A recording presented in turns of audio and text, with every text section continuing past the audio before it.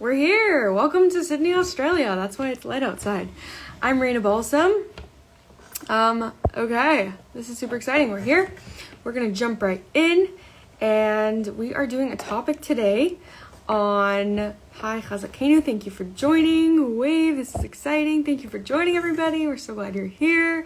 Brooke Claire, healing specialist. Wow, awesome. Thank you everybody for joining. This is super exciting. Yes, it's bright outside because I live in Sydney, Australia, and it's Wednesday, 1 p.m. my time. So good night to everybody in New York, and come join some of my sunshine and my trees, because it's really beautiful here.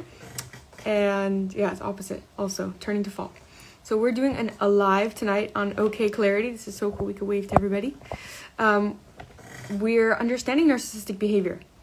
And of course I chose this title because it looked interesting, but little do we know, we always have deeper reasons for why it is that we choose the things that we choose, right?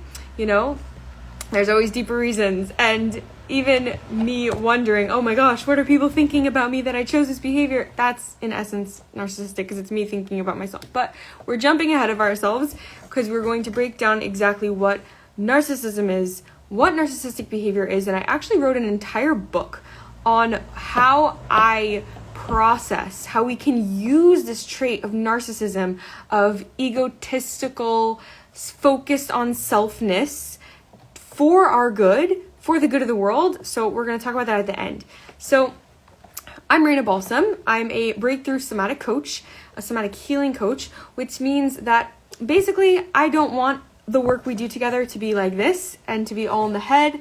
I love to tell my clients, you're talking to me from here. I want you to talk to me from here. Where are you feeling this? What's going on in your body? Because ultimately we can talk and we can talk and we can talk, or you can take a minute and you can look outside. I'm going to share my view with you because it's literally gorgeous, and you can see the most beautiful trees and the sky, and you can notice how you feel in your body when you notice that, and it feels good.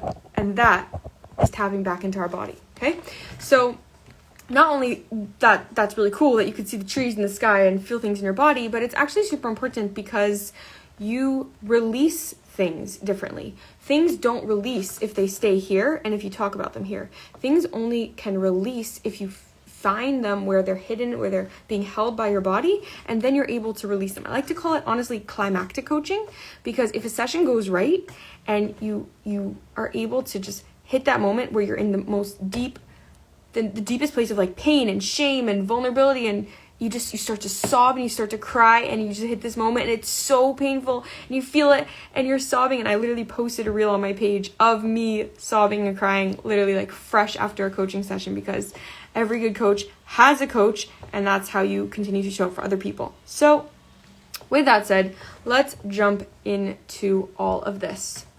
So narcissist, understanding narcissism, understanding narcissistic behavior. It's going to start with a personal story. When I was in 9th grade, I remember exactly where I was sitting in the classroom, and yeah, a girl came up to me and she was like, "You are such a narcissist."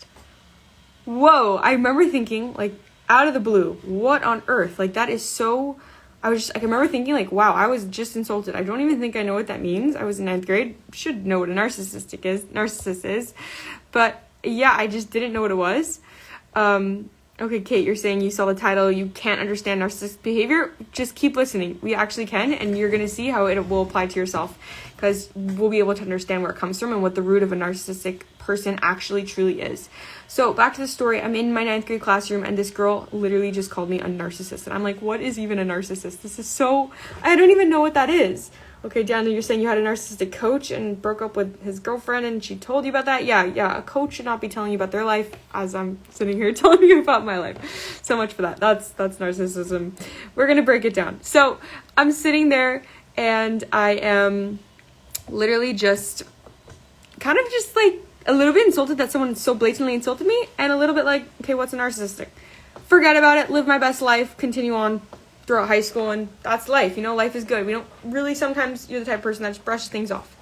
But obviously it stayed somewhere deep, and it stayed somewhere kind of deep down, because throughout my journey of how I became a coach, how I got into this profession of helping people, I needed to go through a deep healing journey of my own. And this journey was me realizing that there's so much I want to give to the world. There's so much I want to help people with. There's so much that I want to do for the world. But I can't do it if I'm focused on other people. So let me say that again, because it's super important. I was in this place of really, honestly, my book goes super in depth into this story because it's a crazy story, but it was probably the lowest place in my entire life. And yet externally, it was the greatest place in my entire life. Like, I had everything, thank God, and internally, I couldn't get out of bed. I was really struggling inside. And from that place, the biggest pain point was realizing I have something I want to give to the world. I remember writing in my journal, thinking along the lines of like, there's a quote from the Gemara that says the mother cow is in more pain if she wants to give and she doesn't have a place to give in the world. Thank you everybody for joining. This is so cool. We get to do waves. Wave to everybody. Hey, this is so cool. So at that point, right, where you're like, I'm in a lot of pain because I really want to be giving to the world. And ultimately, that's thinking about who? That's thinking about yourself. I want to give. I want to give to the world. I have all this inside of me. And then you're in this pain situation because you're kind of like, and I'm not giving and it's painful. What do you do with that? Is that narcissistic? Is it not? What is going on here? So I had to just sit with these thoughts and brew. And I had to figure out what was going on because I was in pain. And nobody likes to be in pain. Nobody likes to be in that moment where you're just like, I can't function, right?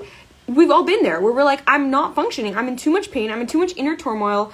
I'm not functioning. And I know I'm capable of so much more. I know I have so much more inside me. And I know the way I want to be functioning. I know how I do want to show up in this world. And I'm not. So what can we do? And 999, that brings us to a breakthrough session. And this is the power of somatic healing. I sat in my car 10 and a half years later, since that moment in high school, probably 15. And at the lowest point in my life, and I started to cry, and I started to cry, and I started to cry, and I'm sobbing, and I'm heaving, and tears are streaming down my face. Why was I crying? I was crying because I realized that insult of being called a narcissist, of someone saying, you're a narcissist, and for me, all that shame that I was putting on myself of why do you have to do this? Why would you even want to start a podcast? Like, who's going to listen to you? And that's so self-focused to write a book about yourself, or that's so self-absorbed to want to do a podcast. Who's going to listen to that? All of that was just shame that I was putting upon myself. And it was stopping me from understanding the good that there is in narcissism. So before we understand what that is, okay, wait, let's finish that one story at a time, right? So I'm sitting in the car and I'm sobbing and I realize, you know what? What's the exact opposite of a narcissist? The exact opposite of a narcissist is called an empath. An empath is someone who deeply feels and cares about people, almost sometimes more than themselves. They want to give to other people more than they actually want to give to receive themselves. They want to be able to help someone. They feel another person's pain so strongly. That's the definition of an empath. They feel another person's pain and situation and scenario that they're in so intensely. It's so intense how they feel the other person's pain that's called an empath. Like, that's what it is. They literally feel it. They feel it almost more than the person. Like, let's say someone's struggling with shidduchim, or let's say someone is struggling with infertility. Let's say someone is struggling in marriage problems. An empath it would be difficult for them to have conversations with that person because inside their own heart is breaking. So the negative side of that is when it becomes narcissistic. You're not actually connecting with the person. You're ignoring them. You're not helping them because you're too focused on your own pain about their situation. That doesn't help anybody. That's how you use. Because basically, if it's a scale, if both are mirrors of each other, if being an empath is a mirror of being a narcissist, then both have elements of good and bad to them. But if we go too far along the balance, we go too much into the narcissistical side, then we're just focused on ourselves and we're not really helping anybody. And if we're too focused on the empathetic side, we're also still too focused on ourselves. That's too much of the narcissistic side.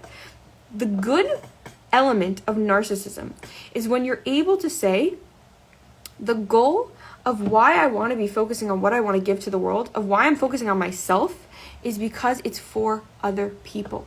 That's how we can use narcissism in a healthy way, in a good way. So let's jump to what the negative aspects of narcissism is. The negative aspects of narcissism is when you're actually really insecure. you are thinking about yourself constantly from a place of insecurity because you think, oh gosh, someone's judging me because of this, someone's judging me because of that. That's putting all the focus back onto yourself. And that's when you realize sometimes you're dealing with people and you don't want to be around them because they're just talking about themselves and they're not helping you, and they just want to complain, and you don't feel so good around that type of person. Or if that's who you are, that's the kind of pleasure that you're getting out because you don't know how to feel another person or give to the other person from a way that you can give through your own strengths. So what do we do about that? How can we fix this? How can we change this? Okay, I'm loving these comments here. Narcissists tend to get in charge and lead. Yeah, totally, right? Like they're in charge and they're leading, and sometimes that's not coming from a place of trying to really help people. It's coming from like, I need to be in control. I need to be leading the situation. And that's really honestly painful because you think that you're doing this from a place of trying to help other people, but ultimately it's not necessarily. So, okay, thank you for your comment, loving parenting. It's not necessarily the clinical narcissism. This is talking from a personal experience of how you can show up as your best self in this world in this way.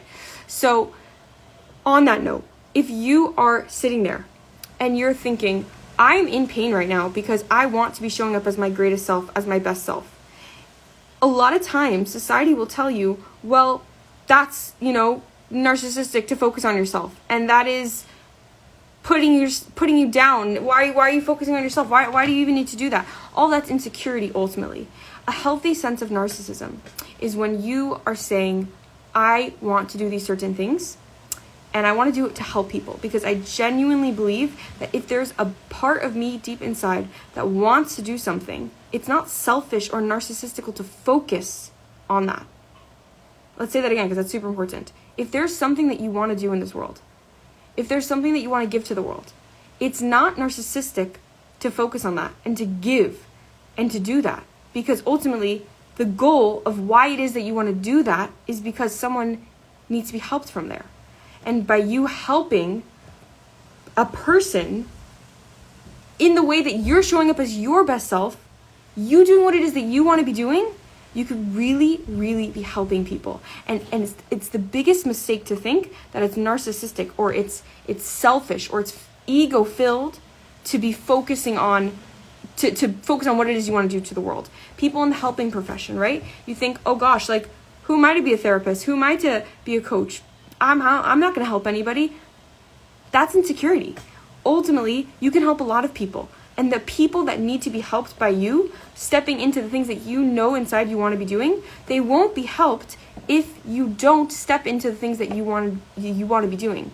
And proof in the pudding of this, I gave a OKclarity live last week, or 2 weeks ago, and it didn't get saved. It was on realizing your potential, the 4 steps and the 4 biggest blocks that people really honestly go through in not being able to reveal their greatest potential.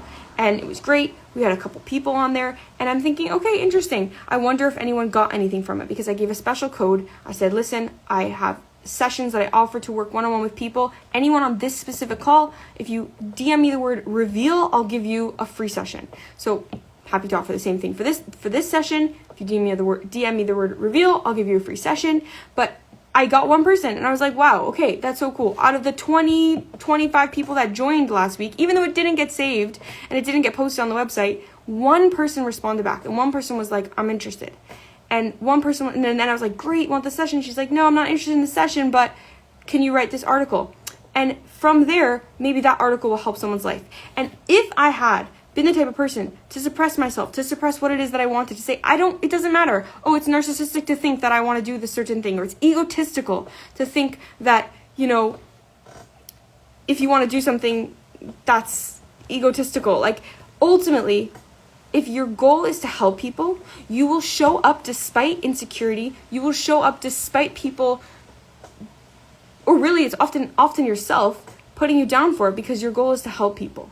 And that is this beautiful balance of the deepest sense of truly connecting to yourself, because you know that what it is that Hashem put you in this world for, you have that inside of you. And if you can tap into that, you'd think it's so funny how you'd think it's narcissistical, you think it's egotistical, you think it's focusing on yourself. It's not really focusing on the greater picture, I should be doing, I should. A great life coach told me one time that what you do with the word should is you shoot the shoulds. Don't mention the word shoulds, because that takes you out of your greatest potential. It takes you out of what it is that you want to do. If you forget about what it is that you should do and you focus on what it is that you want to do, that's coming from a place of a deep, it's less pressure on yourself. And it's I want to do this. Oh, you want to do it? Okay, so do it. And why do you want to do it? Because I want to help people. And that takes us back to understanding this unique balance of narcissism and independence and empathy, empaths. How really ultimately that a narcissistic person who's too focused on themselves and can't help another person, that's not coming from a good place. But someone who's focused on themselves and building the things that they want to be building to help other people, that's not narcissism. It's not egotism. It's not egotistical at all. You're really helping people, and you can really help people if you get past that insecurity. So a version to take this a little bit deeper is understanding the feminine concept of mashpia and makabel. So we understand that that's translated into receiving and giving. So there's two elements. Masculine is represented by giving and female is represented by receiving. It doesn't mean one is any greater, any different. They're both in just two different elements in themselves. And this ties a lot into the idea of egotistical giving versus giving from a place of trying to help people. There was a great Let's Get Real with Coach Menachem, where Rabbi Shais Taub was discussing that you'd think, the mashpia is so selfish, because he mentioned something along the lines that you're dry up. The mashpia will dry up if it's not being received. And I think that there's a higher form of giving if you use the healthy element of, call it egotism, call it whatever it is that you want to do. I call it focusing on yourself and focusing on your talents and focusing on what you can give to the world. If you show up despite your emotional energy towards it.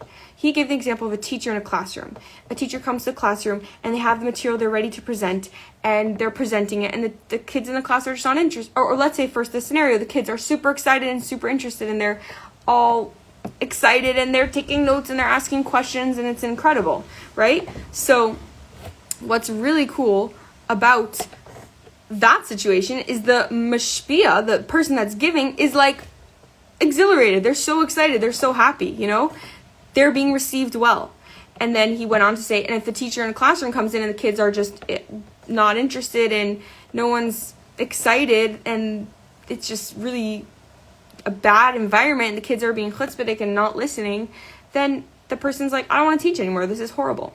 So what we can take now, this idea of using a healthy version of narcissism, using a healthy version of egotism, using a healthy version of tapping into a place of I want to be a giver, is realizing that you can transcend above the personal feelings that you might have from not being received well and continue to give despite that. Because ultimately, if your goal is giving, if your goal is to give, if your goal is to teach, if your goal is to help, then you're going to do that despite all odds. Because great people and great experiences come through failure. They come through people getting knocked down. They come through you having to blast through the own voices in your own head telling you you're not enough, you're not great enough, you're not good enough, you're not this enough. And the greatest thing we can do for somebody else is to lift them up and is to build them up, because they're fighting all those voices in their head. And so this is crazy, because you can use your own egotistical, your own focusing on yourself, being in your head, being, thinking about yourself to help other people. If you realize, oh my gosh, these people are struggling with the exact same things that I'm struggling with. And then you're able to go forwards and you're able to say, you know what? I know what that feels like. I've been there before, right? You're focusing on yourself, right? But what you're doing is you're saying, oh, because I've been there, I can help you through that. And that's why sometimes your greatest challenges in life, your greatest struggles in life, you can ignore them and you can move on and you can build a great life and you can forget about them. But ultimately, your pain is your purpose, and that the pain that you went through and that the issues that you go through can be used to help people in the greatest way possible. And I know this might be super triggering and you might hate the fact that someone's saying that. And how could you don't understand and know him. That's all could be true as well. I'm not trying to say anything about anybody or telling anybody what to do. But there is an element of, if you are able to so deeply focus on yourself, on your story, on your mission, on what you've went through in life, that you're able to come to the other side, then you can use that to help other people in a deep, a crazily profound way. But you can't do that without the element of egotism and narcissism. You can't do that if you are not focusing on yourself and you're just trying to, live a better life and go forwards and build something else, That's pretty painful. That's pretty painful if you're going to be suppressing all that. Ultimately, I believe that Hashem gave us these things that we want to do in our life because we're meant to focus on them. And to say, oh, because I want to do that, that's egotistical, that's narcissistic, to focus on myself and my career and my path and doing this, doing that. That's not narcissism and that's not egotism. It's you using what you're meant to be using in this world. It's you doing what it is that Hashem put you here for. And that's why I think the ultimate self-help line in the entire world is Moda'ani. Because when you're in bed and you can't get out of bed and you feel depressed and you feel anxious and you feel insecure and you feel like, why am I even here? I know this is a mental health platform, so we deal with all of those things. And honestly, so many people, I think everybody deals with different kinds of things like this, no matter on what scale, what level, what spectrum. The little line of Moda'ani is basically saying, I don't believe in myself right now. I don't believe in the fact that I want to do this, or that I have these dreams, or that I want to do these kind of things. I don't even want to be here right now. But you woke me up, so I'm basically putting a greater trust, a greater faith in you, because I don't want to be here, and I'm not so happy about this situation. But you woke me up. My eyes are open somehow. I would have been just fine the other way around. And yet, what you're saying is you woke me up because you have faith in me. So it's putting outside something outside greater than yourself. It's taking the focus. Yes, you focus on yourself. You know you're feeling. But you're using the element of empathy to say, oh, but I see that you feel I should be here. You're using the fact that, yes, I have these feelings. Yes, this is how I'm feeling right now in the moment. I'm feeling really frustrated. I'm feeling really sad. I'm feeling really down. I'm feeling really burnt out and angry and tired and mad and you name it. But ultimately, there's something outside of me that feels a different way. And that's when we can truly bridge the gap between focusing on ourselves and focusing on where we are in the moment, and focusing on something outside of ourselves to ascend, to become the greater version of ourselves. Because we're not going to become that version of ourselves if we stay stuck within ourselves, but we're never going to be that version of ourselves if we don't fully tune in and focus on where we are. So it's this exquisite balance of noticing that, yes, you can't escape narcissism. You can't escape egotism. You can't escape focusing on your story, focusing on your purpose, focusing on your method, focusing on your mess. I'm sorry to say it, it's just the truth. You're never going to be able to escape it. But what you can do is use it for the purpose of something outside of yourself. Temper the narcissism with empathy. Temper the egotism with altruism. Temper the fact that you're focused on what you want to do and make it for the purpose of others. And that is ultimately how you're going to become your greatest self. Because all you've got to work with is this. All you've got to work with is who you are. And if you're busy fighting yourself, or you're busy making yourself small, you're busy still thinking how insecure you are, or all the reasons you're not as great as you want to be, or all the reasons you can't do the things that you want to be, you're never going to be who you want to, who you know you could be, who you're meant to be. So you need to have a healthy level of egotism, a healthy level of focusing on yourself, on your strengths, and then you're able to use that for the sake of other people. So with that, I'm going to say thank you so much for listening.